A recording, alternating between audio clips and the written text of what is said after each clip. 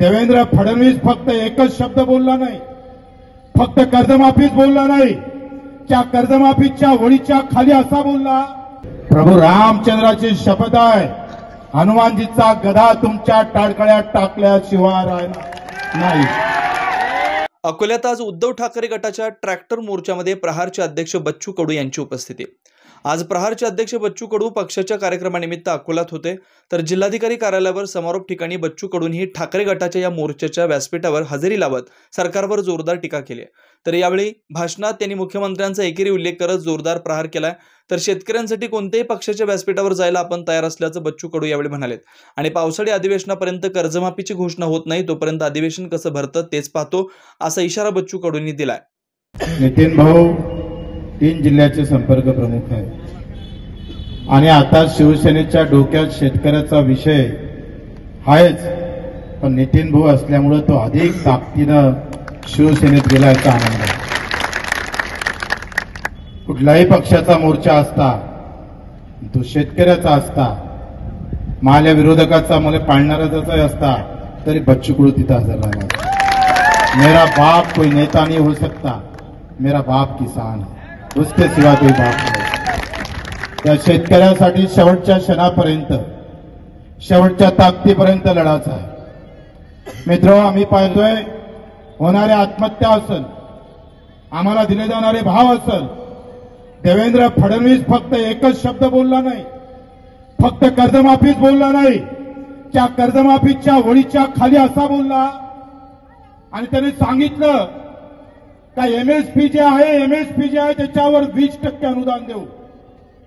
सोयाबीनला 6,000 द्यावं लागेल देवेंद्रजी, कापसाले 9,000 द्यावं लागेल, तुरीले पुन्हा 8,000 द्यावं लागेल। तुम्ही बोलले ते तुम्हाला आठवत नसेल तर प्रभू रामचंद्राची भक्त शपथ घेतोय, प्रभू रामचंद्राची शपथ आहे, हनुमानजीचा गदा तुमच्या टाळकळ्यात टाकल्याशिवाय राहणार नाही। तुम्ही दिलेले शब्द जर आम्ही पाहतोय पाळत नसणार तर बोला, आम्ही पाहतोय कोरा कोरा करणाऱ्या फडणवीस सरकारच्या समोर आम्ही अजितदादाच्या घरासमोर 2 जूनला जाणार आहोत आणि त्यांना तिथलं अर्थशास्त्र समजून सांगणार आहोत। 16 लाख कोटीचं राईट ऑफ केलं 100 लोकांचं, 16 लाख। आमची कर्जमाफी व्हायला फक्त 35,000 कोटी पाहिजे। निवड पीक विम्यातला भ्रष्टाचार जर पाहिलं तर 8,000 कोटीचा आहे। जो फीडचा मंत्री होता त्याच्याच भागात हा भ्रष्टाचार आहे। निवड करप्शन जरी काढलं भाऊ तरी कर्जमाफीला वेळ लागत नाही, पण रेटा आम्ही पाहतोय शेतकऱ्याचा पाहिजे आहे। आज आमची बहीण इथं आत्महत्याग्रस्त बहीण इथं उभी आहे। मी परभणीमध्ये गेलो आणि परभणीमध्ये तिच्या नवऱ्यानं आत्महत्या केली आणि आत्महत्या केल्यावर बायकोले माहीत झालं आणि बायकोले माहीत झाल्यावर तिने आत्महत्या केली आणि तिच्या पोटात 7 महिन्याचा गर्भ होता।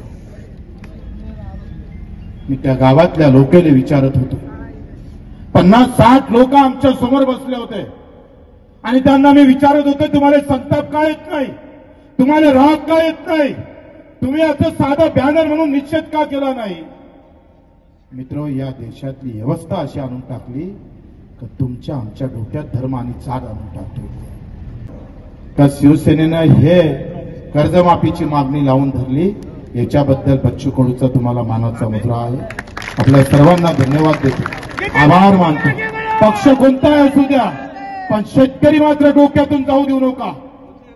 जो आम्ही पाहतोय राबतोय, रात्रीचा दिवस आणि दिवसाची रात्र करून रक्ताचं पाणी करतोय, तो बाप माझा शेतकरी आहे, त्याच्याशिवाय माझा कुणी नाही, हे डोक्यात घेणं फार महत्वाचं आहे। आणि मग माझ्यावर काही टीका टिप्पणी होऊ द्या, मी त्याची पर्वा नाही करत, आम्ही त्याची पर्वा करणारही नाही आहे। आणि आम्ही सांगतोय, सरकारनं जसं नितीन भाऊनं सांगितलं, अधिवेशनापर्यंत जर कर्जमाफी जर झाली नाही तर अधिवेशन कसं भरते तेच आम्ही पाहू, पैसा भरेल। फार जास्त लोकांची गरज नाही, भगतसिंग आमच्या डोक्यात आहे, फार जास्त लोकांची गरज नाही आहे। 3.5 लाख शेतकऱ्याच्या आत्महत्या म्हणजे एक तालुका बंदा मेला आणि एका अधिकाऱ्यानं आम्ही पाहतो 28 लोक मारले गेले. आपण त्याचं घर उद्ध्वस्त केलं, त्याला पूर्ण चिरपाड करा, दुमत नाही. पण 3.5 लाख शेतकरी मेला. आता आम्ही कोणाचं घर पाडायचं ते मुख्यमंत्री सांगा. चौकीदार बेमान हो गया साला. मला जास्त अपेक्षा नाही, मी फक्त शेतकरी म्हणून आलोय, नाहीतर माल्याच उलट्या बोमा होणार तिकडे. मला त्याची काही पर्वा नाही.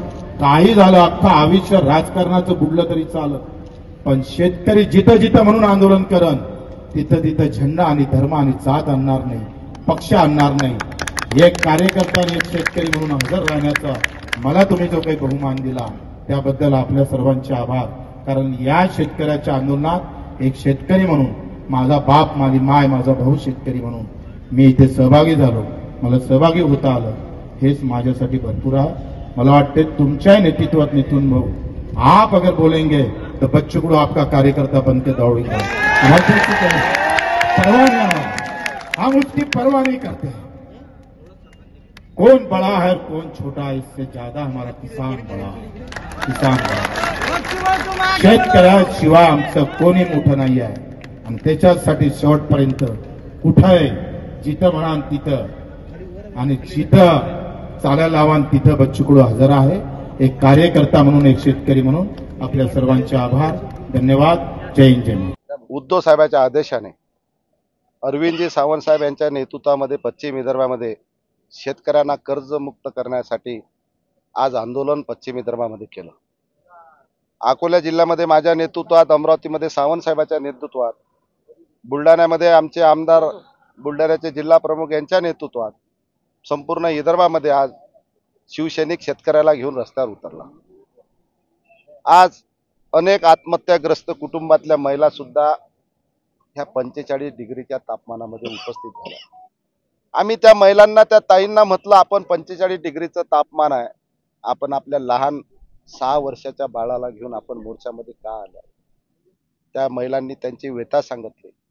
माझ्या सासऱ्यांनी आत्महत्या, कर्जापायी आत्महत्या केली, माझ्या नवऱ्यांनी कर्जापायी आत्महत्या केली. एकही भारतीय जनता पार्टीचा नेता ह्या जिल्ह्यातला आम्हाला भेटायला आला नाही, आम्हाला शासनाची कोणती मदत मिळाली नाही. आणि आत्महत्या झाल्यानंतर त्या कुटुंबाचे काय हाल होतात. माझे हाल झाले, माझ्या मुलाचे हाल झाले, परंतु असे हाल कोणत्या शेतकऱ्याच्या दुसऱ्या कुटुंबाचे होऊ नये. कोण्या शेतकऱ्यानं आत्महत्या करू नये, कर्जापायी आत्महत्या करू नये, म्हणून आज शिवसेनेच्या ह्या मोर्चामध्ये मी सहभाग घेतला. आणि शेतकऱ्यांना आव्हान एवढंच करायला आलो की बाबाओ, आत्महत्या करू नका. माझ्या पतीने आत्महत्या केल्यानंतर माझ्या परिवाराची काय परिस्थिती झाली.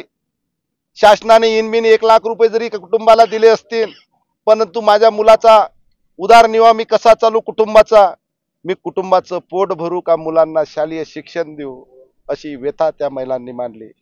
खरं तर त्या महिलांचं मी खूप खूप आभार, आम्ही त्यांचे उपकार यासाठी मानतो की त्यांनी ह्या शेतकऱ्याला मार्गदर्शन केलं की आत्महत्या करू नये. 45 डिग्रीमध्ये ते महिला तिथे आली. आणि देवेंद्रजींनी घोषणा केली होती, निवडणुकीमध्ये एखादा फिल्मी हिरो जसा डायलॉगबाजी करते तसा प्रचारामध्ये त्यांनी डायलॉगबाज्या केल्या की आम्ही शेतकऱ्याचा 7-12 कोरा कोरा कोरा करू. फिल्मी हिरो के सारखे डायलॉग ते त्यावेळेस मारत होते. आज कुठे गेले तुमचे डायलॉग पाहिजे. आज 6 महिने झाले सरकार या महाराष्ट्रामध्ये बसलं, तरी सुद्धा शेतकऱ्याचा 7-12 कोरा झाला नाही. आज जवळपास 10 ते 15 हजाराच्या वर शेतकरी, 500च्या वर ट्रॅक्टर घेऊन या मोर्चामध्ये सहभागी झाले.